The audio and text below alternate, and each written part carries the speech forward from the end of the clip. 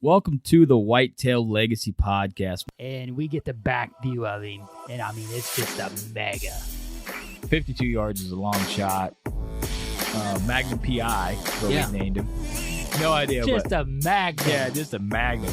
Put him on cam last year. We said probably 150, mid 150. Yeah.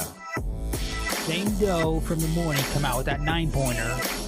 Here steps out this 90-inch 8-pointer. You're like, I'm like, okay, well, there's still a buck back there grunting. Yeah. And then out steps like another 90-inch 8-pointer. I'm like, all right. Yeah. Bro. Yeah. Bro. Yeah. You're like, I'm like, deer, right there. Yeah, like and he's already yards. 30 yards. Yeah. He was literally 5 yards from the base of the tree. Could have been, had a buck down at 1:40 in the afternoon, back there deep on public. 3 does come out pretty early. It was like 245, 24-yard shot, sent to combat veteran, and I tell you what, man, dude, it just smoked.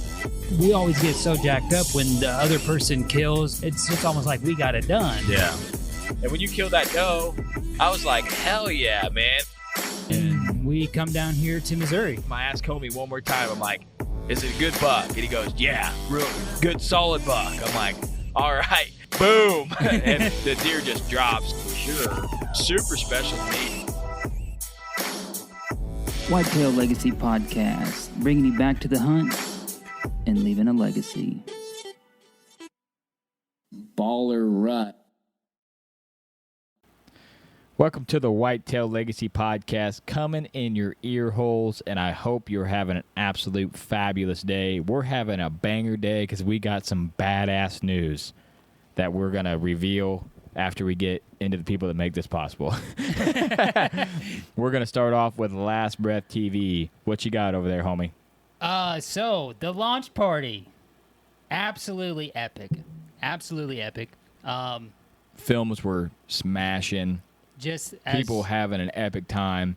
Hats flying everywhere. Shirts flying everywhere. Gear being handed out like trick-or-treat candy. Shit was off the chain. Absolute prime environment. Yeah. After parties on point. So ready to literally get into the woods after that. Like huge thank you to everybody that traveled to see us. Guys are driving hella far to come see us. And driving back, dude. Like, and back. So it's epic. Hopefully next year we can get the word out a little more and we can meet more people who listen to us and watch Last Breath and grow that thing into the event that, I mean, if it grows more, I mean, that's going to be the Midwest film event of the year. You know? So that would be incredible. It if you go to one, you're going to make a plan to come back. Yep. All right, what else you got? You got Exodus? As a matter of fact, I do, and you should already know what we're going to talk about. We're going to talk about Velvet Fest. It is officially underway. We might have come out a day early last week on that, but campaign for Velvet Fest is underway. It's rolling. The picks are going. So here's what's going down. July 21st through August 11th, every camera order that Exodus receives comes with a scratch-off card, and it could save you up to $60 off your next camera. With every camera order, it ranges from $25 to $60 off. So you're already ahead in the game here. They have one limited edition laser engraved Velvet Fest camera, and if you get that camera, you get a $1,000 gift card.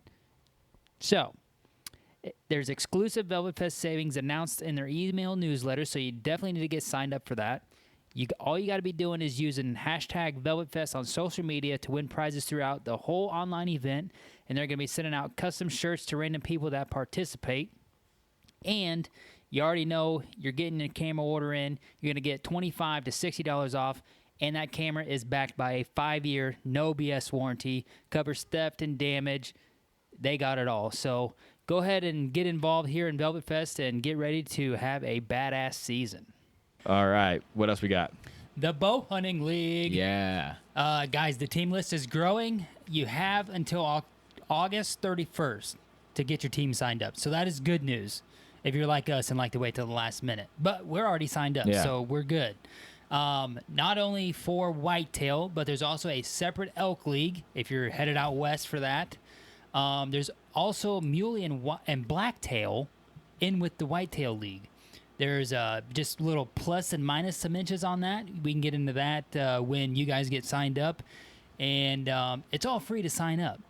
It's all free. All you got to do is go over to bowhuntingleague.com, get your 3-man team in there, and you are eligible to win over $50,000 in prizes for free. Yeah, and if you're one guy looking for a team, there's guys on there every day looking for team members. Looking for a guy. You could live in Missouri. This dude could live in Florida. Like, there's no...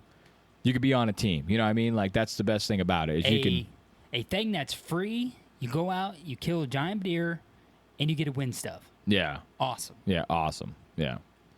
And like you said, it's literally a free Facebook page that you get to compete to win or draw. You don't even have to shoot a deer. You could get free to enter and win some badass stuff. Right. For free, you know. Just your name and your email on the website. Yeah. Boom, you're done. All right, well, that's it, guys. Okay, so the good news, you've been waiting for 5 minutes to listen to.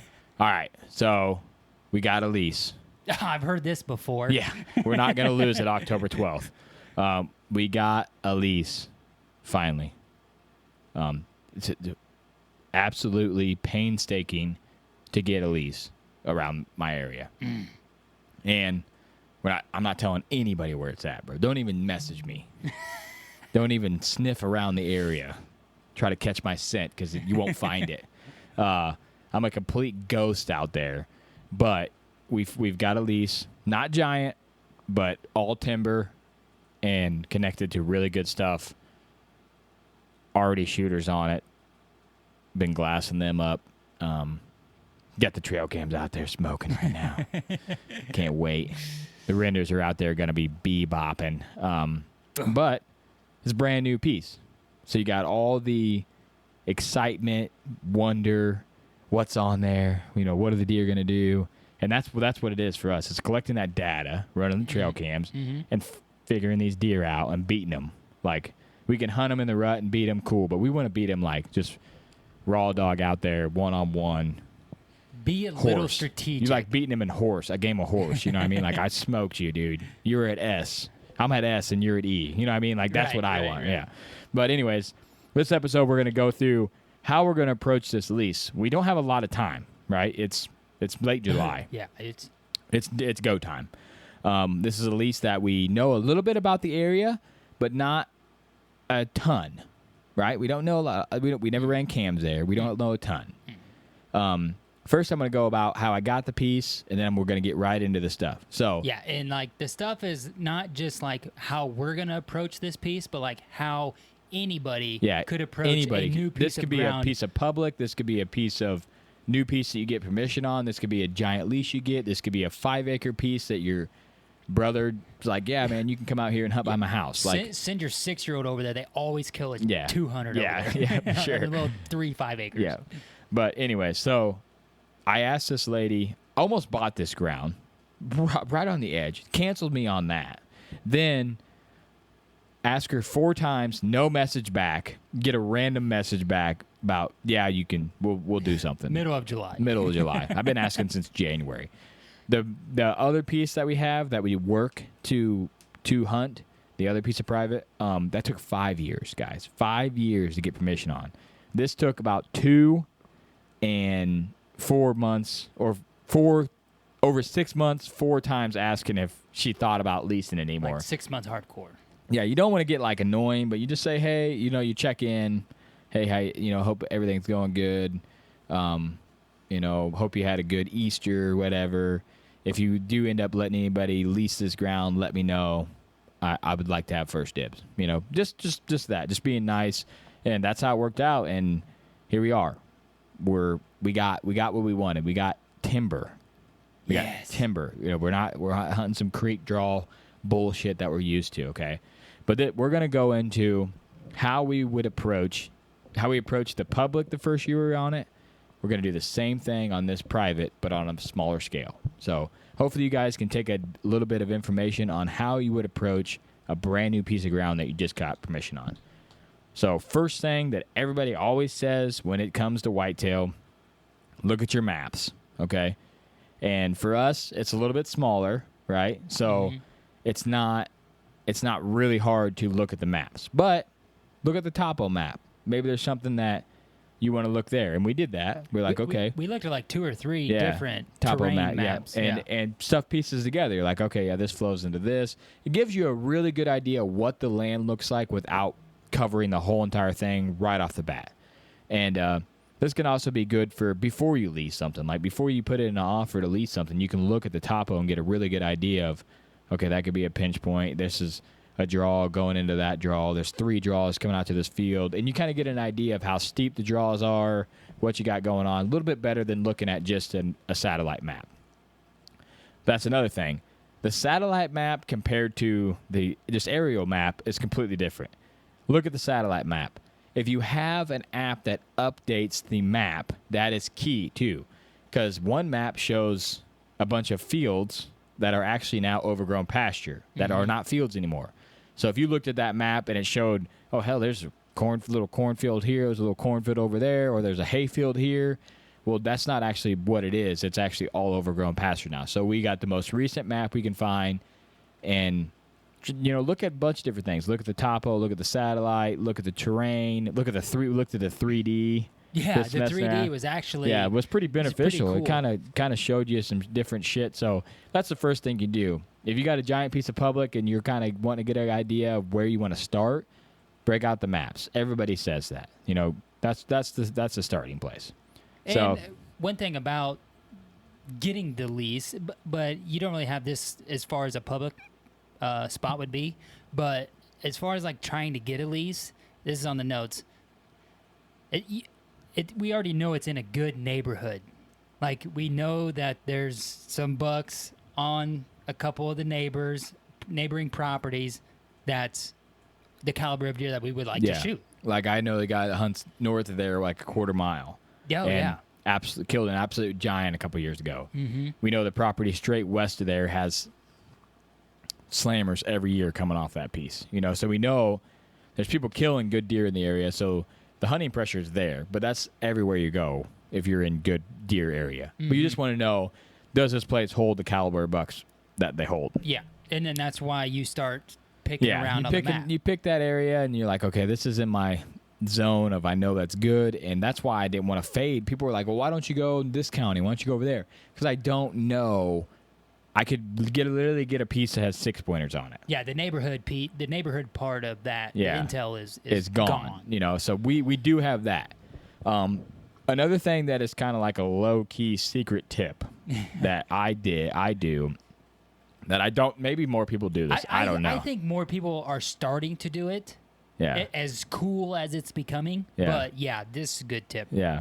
But don't only scout your piece, scout the neighbors, right? Oh, sorry. I thought you were going on the what? I thought you were going over that one. Oh yeah, no. Scout the neighbors. And don't just scout the neighbors' land. So all these neighbors have a name on that plat book. Scout their Facebook. If they got a giant on their Facebook page, they're holding a Mac Daddy Magnum, and their property's right next door to there, or you're like, okay, maybe he killed it there, maybe he's got some other piece. But if you see this guy is into hunting, or he has a bass picture as his profile, or he has kids outdoor on a 4-wheeler, okay, this guy drives 4-wheelers. This guy is into hunting. This guy, likes to bass fish. He's probably into the outdoors. You can pick up a lot of details off of that stuff. Now, some landowners don't have a Facebook, but if they do, that's public knowledge. It might be a little creepy, but when you're trying to find a spot, that's good. And just so happens, one of these neighbors we know has a box blind on there. Know they gun hunt. Know they plant food plots. Know the guy to the north hunts a lot. Sees stands from the road. He's got stands set outside of his garage. We know that he's a fisherman. If the guy's a fisherman, more than likely he's a hunter. He's an outdoorsman. He likes to do that kind of stuff. 80% of what you just said, we seen on the map. Yeah, and or got the intel from the map as far as the name, and then we go here, boom. Yeah, look at the maps. Don't always look at the terrain, or look at this, or look at this funnel, look at this.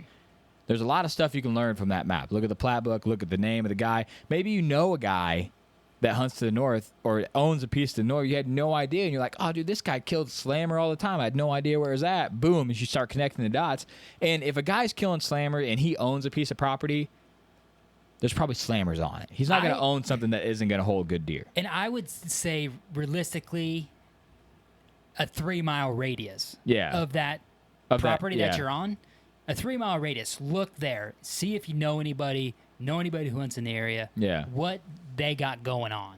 Yeah. Because bucks are traveling 3 miles. Yeah, it's easy. And another thing we look for, like for us, we're hunting ag country, so giant blocks of timber. If you can get in or around just massive blocks of timber, giant bucks there. Like there's just more deer density, there's more does, and there's more big bucks. It's just a proven fact. We know we've hunted podunk bullshit draws. There's a few there, but it isn't like when you get in the center.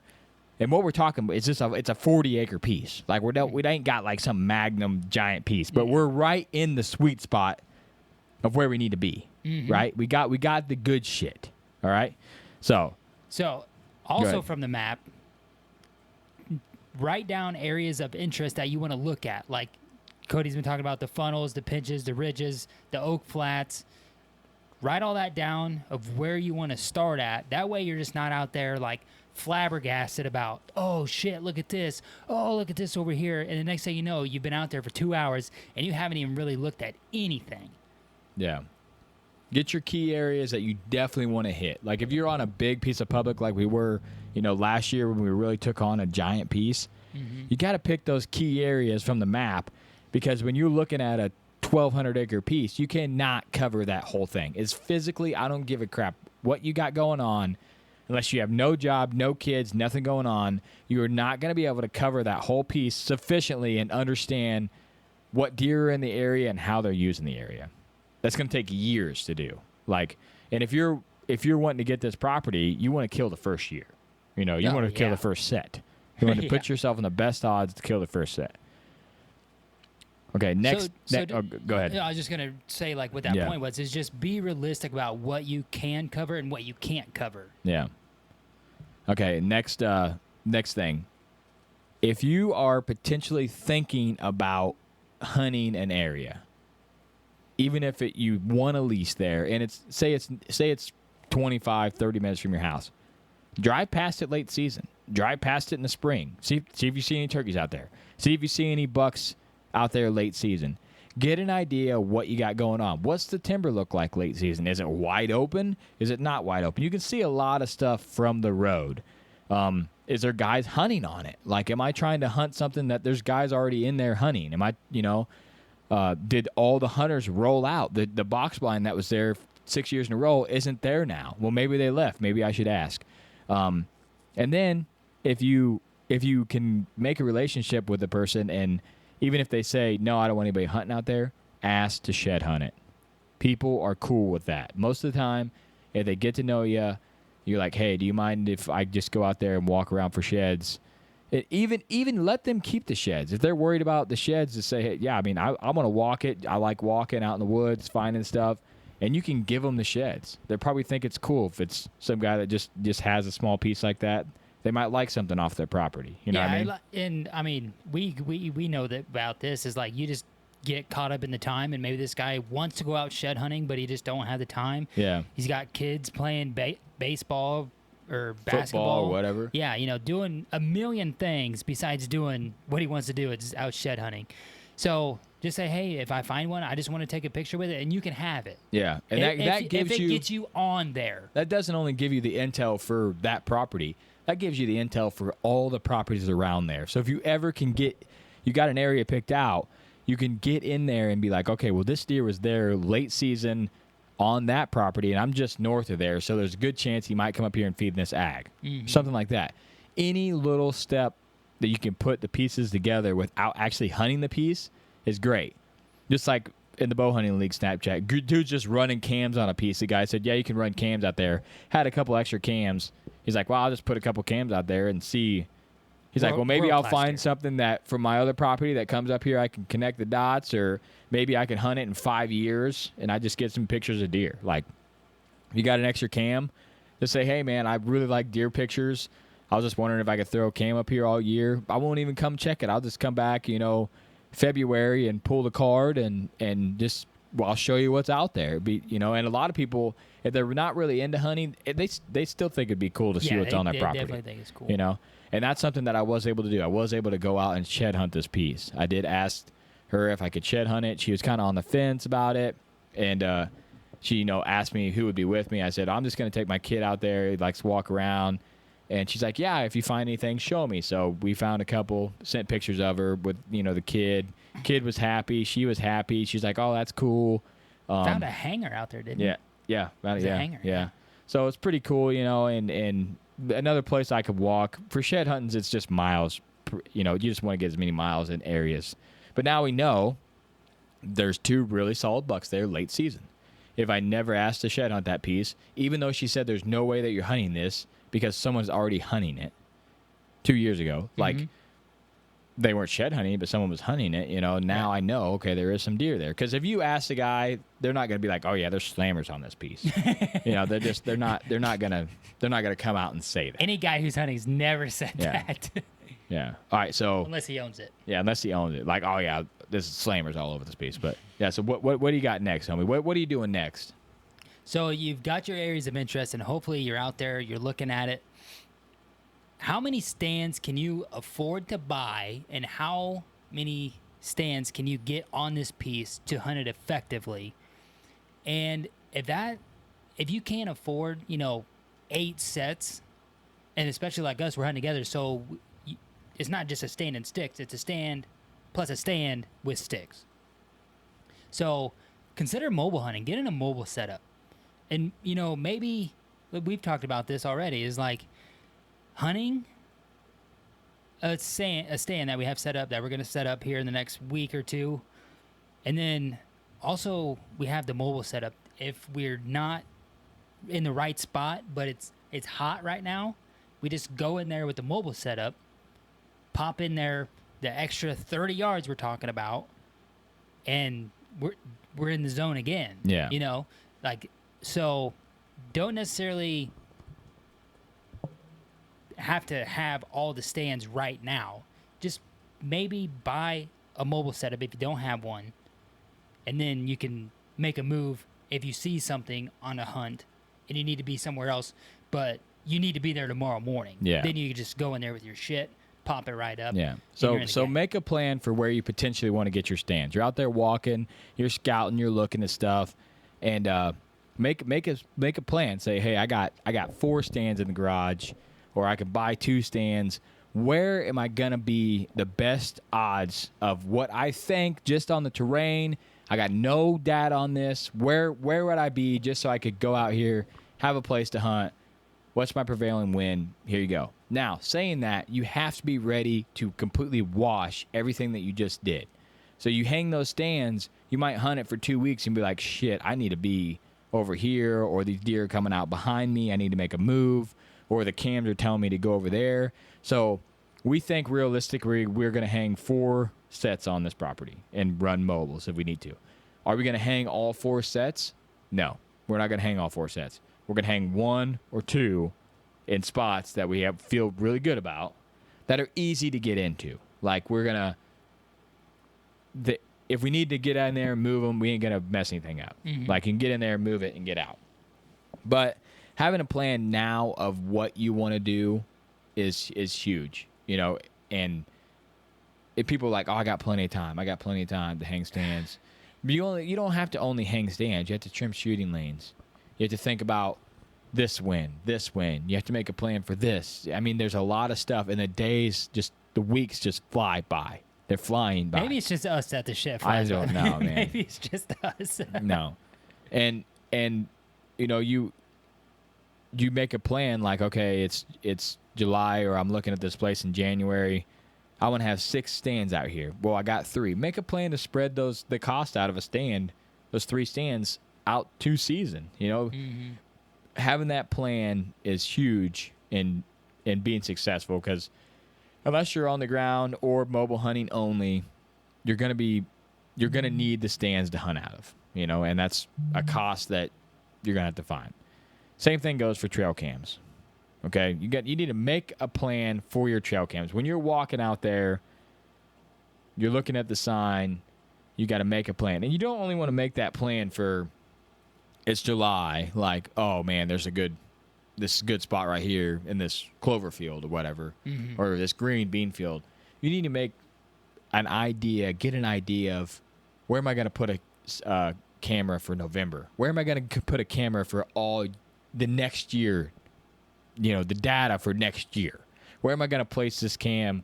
Maybe I got one mobile. Where am I going to put this mobile at to get the best intel on this property? Because you're going into this property not knowing anything. Like, we know there's good deer in the area. That's it. We have no idea how they use the ground. I walked out there, seen a little bit of sign, but not really like game planning to hunt the place 100%.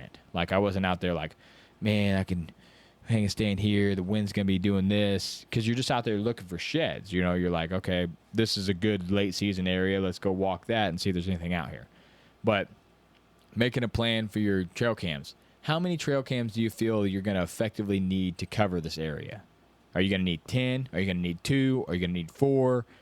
And then always have one in reserve. Whether it's a mobile, a regular cam, always have 1 or 2 at your house to like, oh shit, this scrape popped up. I need to get something on it. But I want this cam over here to collect my full year data. Don't pull that full year data cam and be like, I'm going to move it over here. Try to make a plan to have one in reserve where you can make moves with.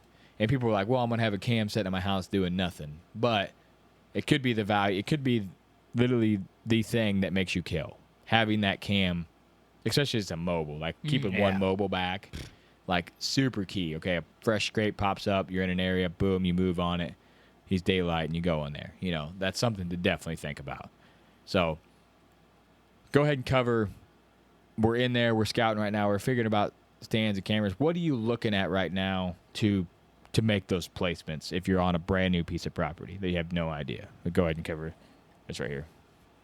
So looking at, just like you said, the old sign, what's there, depending on when you get on the property. Like right now, you might see an old rub. That's probably about it. You're going to be looking at some trails. The big thing that we like to look for is fence crossings, where they're jumping from the neighbors at, where they're jumping into the ag field at, and try to get an idea on like the north end to the south end, from the east end to the west end, just how they're moving through the property so you can really game plan. And that's where your map scouting is going to kind of come into play too. That topo, you're like, okay, they're going to be working right down this creek, right on the edge of this funnel. There's a pinch here. They'll be coming up right off this, out this creek, right up this hillside, pop out into this north ag field. Just look at that stuff that you can actually visually see to get a better idea of how the deer are moving through the property, so you can set up on the property and hopefully get it done. And another thing, I think it's on down here, but while you're out there, one thing that you notice is the old stands that were out there. Mm-hmm. Some of them might actually be huntable. We're going to check them, but look at like that spot. Like, okay, when do you think that guy was hunting there? And do you think that you would hunt there? Like, is it a good spot? It might be a pretty decent spot if the guy's got a stand there. Yeah, you would think, like, if a guy's been hunting this for a while in the past and he's got a stand there, he obviously seen something there or he thinks it's a good spot. It's not saying that it's a perfect spot, but it's definitely something you want to put in the back of the head, like, okay, there's some reason that this stand's there. Mm-hmm. And, like, one of those stands, there were some good scrapes around and stuff. I'm like, okay, there's probably a reason that he was here. There's some sign here also saying that, okay, maybe this is a good spot. I'm thinking it's a tough spot to hunt with the wind kind of swirling, but, if it's super high, so maybe he realized that, and he's like, I got to get up super high, get the wind blowing me straight and narrow. So that's just something to put in the back burner, be like, okay, there's stands here, and that's not only on your ground. You see a stand, I don't know how many pieces of property we've walked, public or private, there's a fence stand somewhere. There's a fence crossing and there's a stand somewhere. So, okay, the neighbor is hunting there. You put that in your piggy bank. Okay, there's been pressure here. There's a stand here. Maybe you can see a camera on there.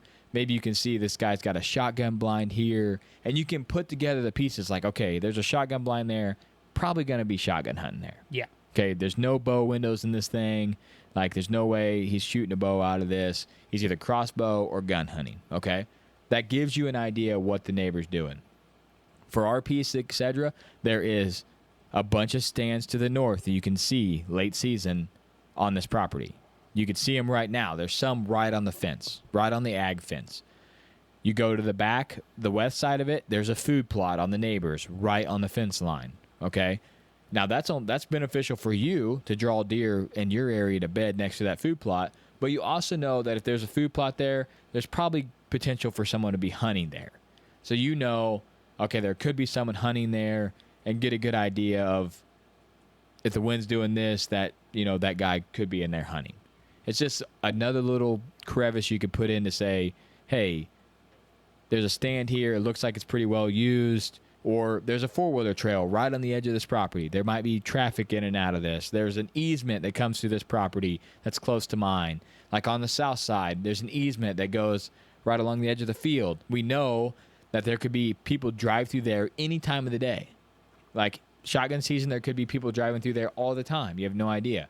But you put that in the piggy bank of saying, okay, potential for someone to drive through. If I was hunting this road along the edge of the field, there's a potential for someone to drive down this, and there's literally nothing I can do because it's their easement. Mm-hmm. So it's just something that you can put in the piggy bank. And the old sign, we're out there, like he said, we're checking those fence crossings, we're checking those creek crossings, we're looking for stuff of how the deer are rolling through the property. And if you can get a maybe not a direct line, but in my mind, bucks, they sometimes don't move in a direct line, but those does, they got a way that they go through that property, and they're cool with that.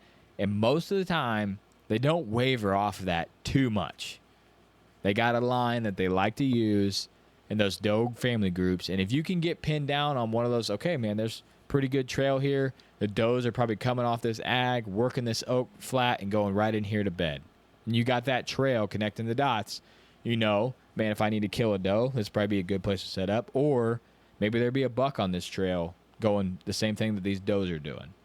That's something that you can put in the piggy bank. And you can see those trails this time of year. Like if there's a heavy doe trail, it's going to be down to the dirt still even this time of year. Yeah. You know, and the creek crossings, the weeds and shit don't grow in the creek. You know, you can see those wallered out edges of the creek. And this is the time of the year where scouting is the hardest, I think, because there's the signs all grown up, it's thick, and you just got to look for those easy stuff. You know, you can tell where there's a fence crossing at. You can always tell that. The fence is maybe a little bit down. There's the jump spot on each side. We've got a lot of rain lately, so we'll be in there on that creek, and you can really see, okay, there's been a big track through here, bunch of doe tracks through here. Every little piece counts. So, next thing, talk to the landowner. If you're leasing this ground, you have a relationship with the owner of the ground, right? Or if you're on public, this is a little bit different. Mm-hmm. But talk to that person. Say, you know, hey, we're out here. Where are you seeing deer in the past? Maybe she's seen an absolute giant feeding in this field for 3 weeks, but she's just like, yeah, cool, there's a deer out there. You know, and a lot of times we get, it's a pretty good buck out there, but we're like, well, what was pretty good? Like, was it really big? And a lot of times they don't know because they just bought a house that had some acres with it, and they're not hunters. So, but it's always good to have a relationship with your lease, the people you're leasing from. But they could say, yeah, these 3 or 4 does come out, you know, and feed back in the grass behind the house every night, you know, or we're driving out down the road and there's always a buck or a doe crossing the road here. Those little details give you a lot when you know nothing. Because you're going in not knowing anything about this. So someone saying there's does back here every night, that is huge. That means, you know, the does are feeding there and they're bedding. They're coming from this way, coming out to the field. Okay, they're bedding that way. Like, you've already put 2 pieces together on a doe family group, coming and feeding somewhere, and potentially where they're bedding at. You have a better idea of where they're bedding at. So. I feel like this is a tip that doesn't get utilized a lot, and it's a very easy one to get a lot of information. Yeah. Because just think if you owned a house and you had 50 acres or 40 acres like we just got. So this lady owns 40 acres, or even if it's a farmer, like, and he just has his house. Yeah. It's like his little slice of heaven. Yeah. And he might not be hunting, but he likes the animals. He likes to see the animals. And it's just kind of like a little pride thing. Like, it's his deer to a point. Yeah. It's my deer. You know, just like, hey, you know, what do you see? He'll tell you. He'll be like, oh, yeah.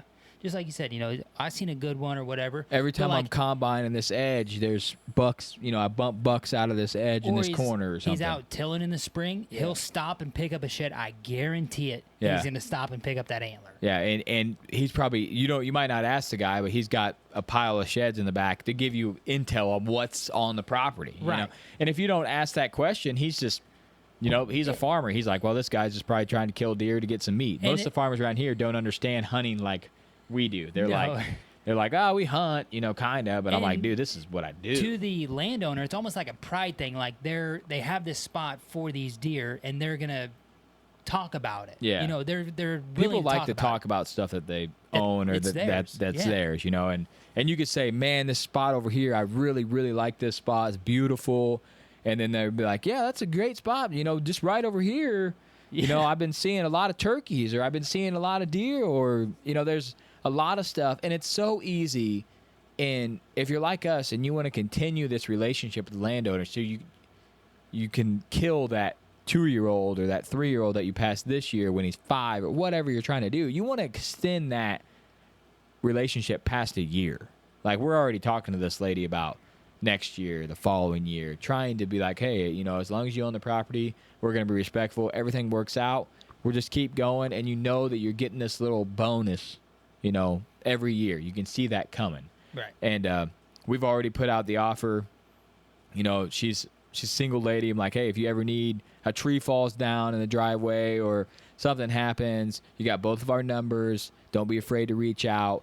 And you build that relationship with them. And then that's when they're going to message you and say, hey, I just seen a buck run in to the timber, because you have that relationship built. And then you're like, oh, crap, you know, what was it? She's got, well, I had like 12 points. Well, that's my shooter, yeah. And he's there now. You know, if you just gave this person money and walked away and hunted and didn't have that relationship, you're not going to get that random text November 1st that says, hey, a buck just ran across the driveway, or a deer's out here feeding in the field or something. Just build that relationship. That's something we try to do even on public. We try to build the relationship with people, and deer hunters are solid. And landowners, most of the time, like you said, they want to talk about their land too. So what else we got? We kind of covered.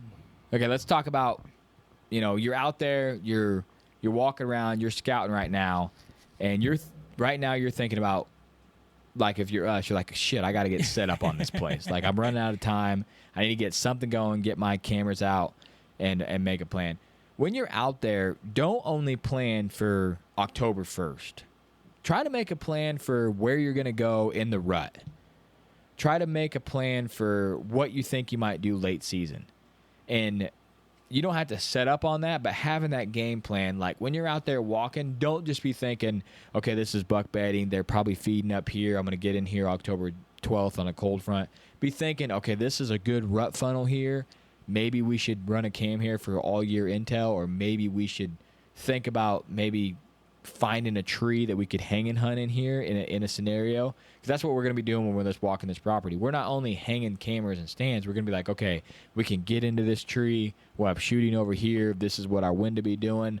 Late season. Okay, what do you think the deer are going to be doing late season? Where's a tree that you can get into? Where's something that you can access easy? Because it's going to be completely different in late season. You got to think there's no undergrowth. It's wide open. Am I in a walnut timber right now? And this is going to be white. It's heavy, tall shit right now because there's lots of sunlight, right? And then winter comes and there's literally nothing.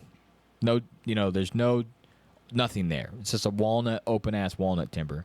You're thinking, well, this might be good early, but this is probably not going to be good late season. There's no food here, no cover here. This is probably an area that I should avoid. But you see a giant pine thicket over here, you're like, oh, maybe that's somewhere I should key in late season, thinking that something might be bedded there. Or you got an overgrown grassy area, you're thinking, okay, maybe something could be bedded here late season, and I could make a plan on this, because you're trying to kill them as early as you can, but you got all year to do it. So try to make a plan on what you got going while you're out there. All right, what else? What else you got? Do you want to cover that second one there? Or Yeah, sure. Okay. Yeah. So you could. I think you barely. Barely briefed it. Yeah. So we've talked about having a plan for your cameras, a plan for early season, late season, the rut, where you're gonna hunt, how many cameras, how many sets. Got the whole plan laid out.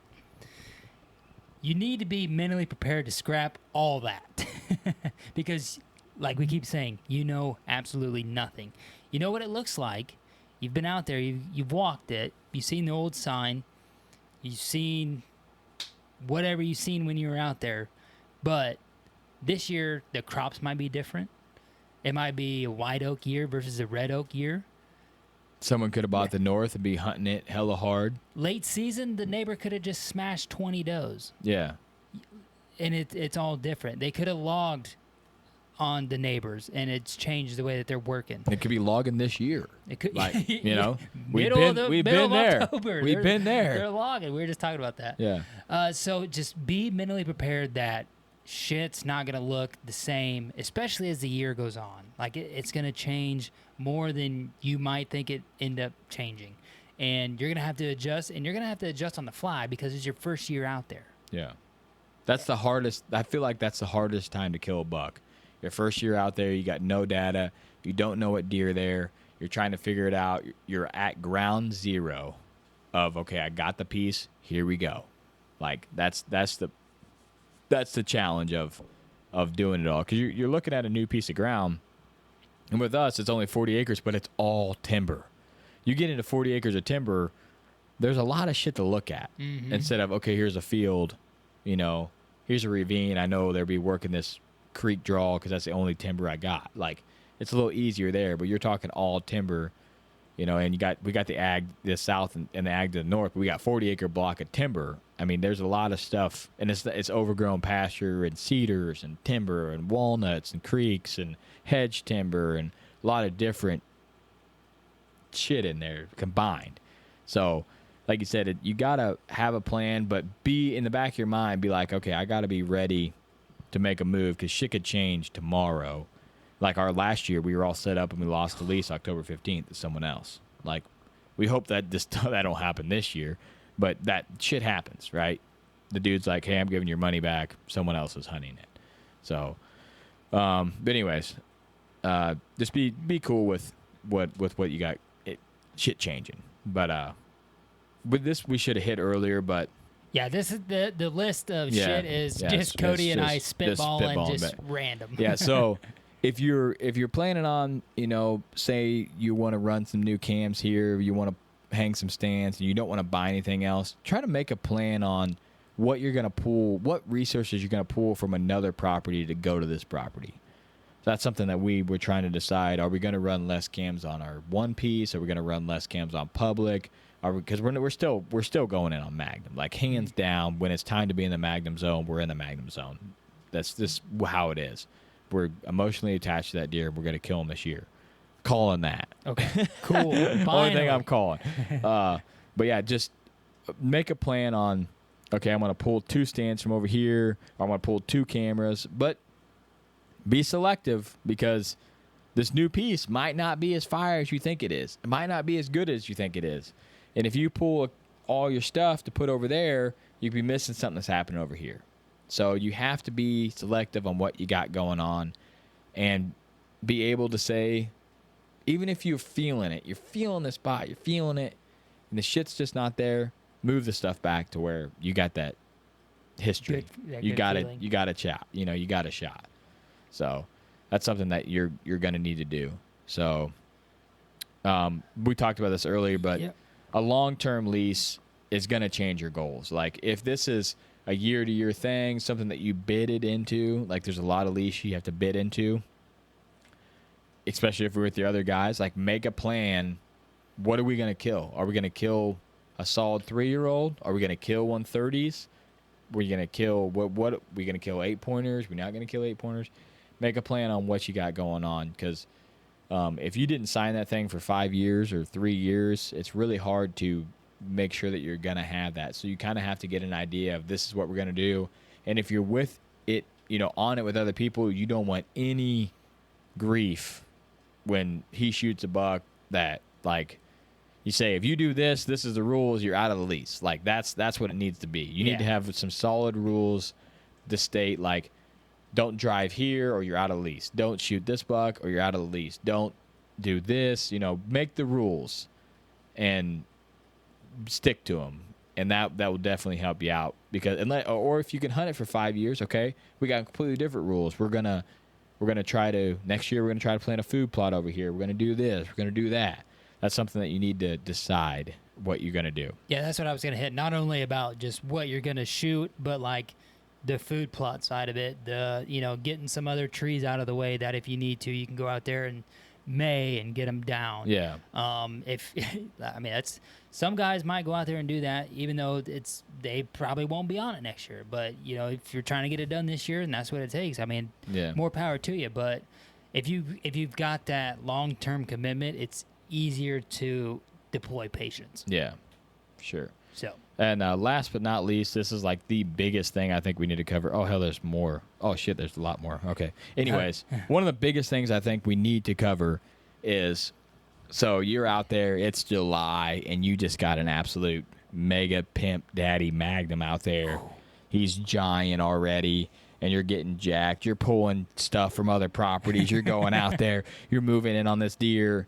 You literally have zero clue if this deer, October's a mile away. You have no idea what this deer does. He could leave October. He could leave September. He could leave August. He could stay all year. You have no idea.